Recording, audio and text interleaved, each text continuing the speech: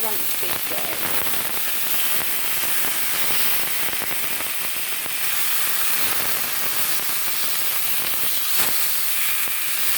And then, dahil po sa mabilisan siyang maluto, inilalagay ko na agad ang aking sibuyas. Hindi ko na alam kung saan napunta yung aking sibuyas.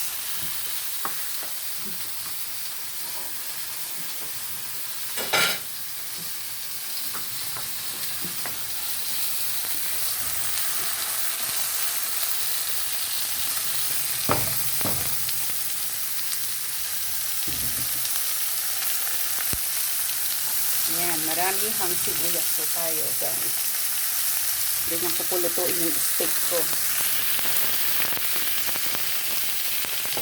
And then, igigilid ko lang siya para ma-saute ko.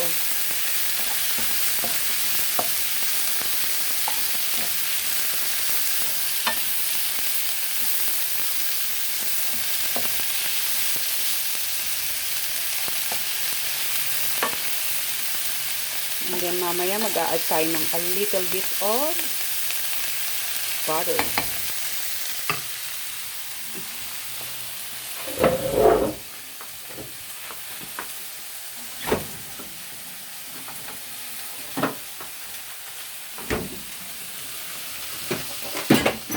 Hey, what is that jumping?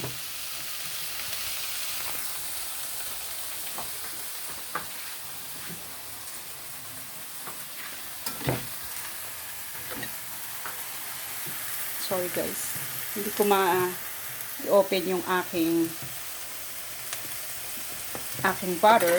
So, ang gagawin natin is kukuha lang tayo ng kaunti.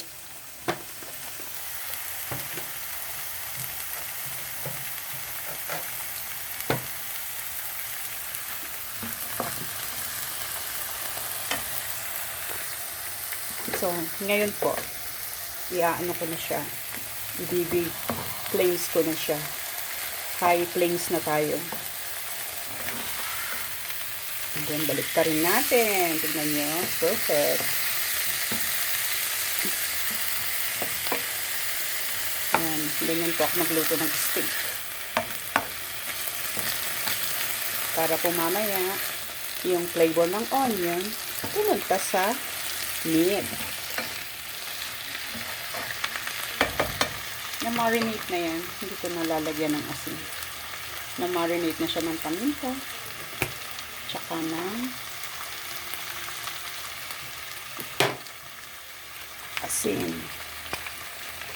And then, lalagyan po natin small piece ng butter.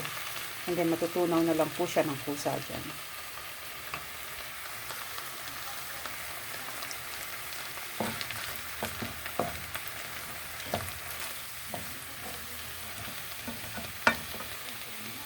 Yeah.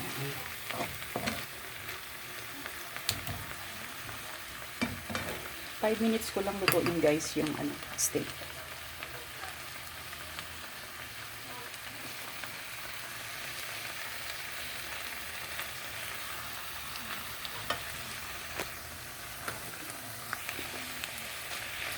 Yan na yung flavor ng butter tsaka ng onion.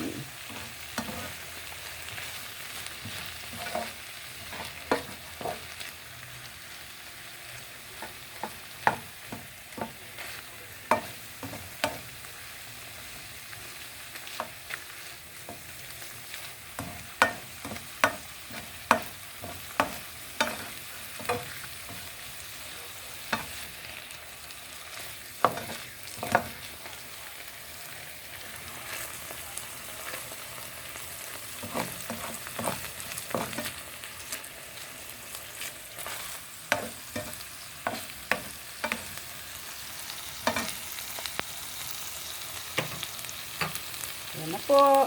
Ito na ang ating beef steak with onion. Ganyan lang po siya. Lahat ng onion flavor ay nandyan na po siya sa steak. Simpleng dinner with chayote. Ayan po yung chayote natin. Tinatawag nilang pecadillo dito. Hiniwa lang siya ng dice and then nilagyan ng kaunting meat. Plus the onion po. Garlic and ginger. And little bit of salt.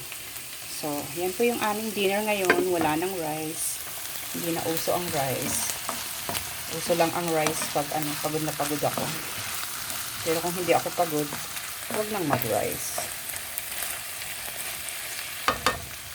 Alright guys, salamat. Enjoy. Happy Easter po sa inyong lahat. Bye.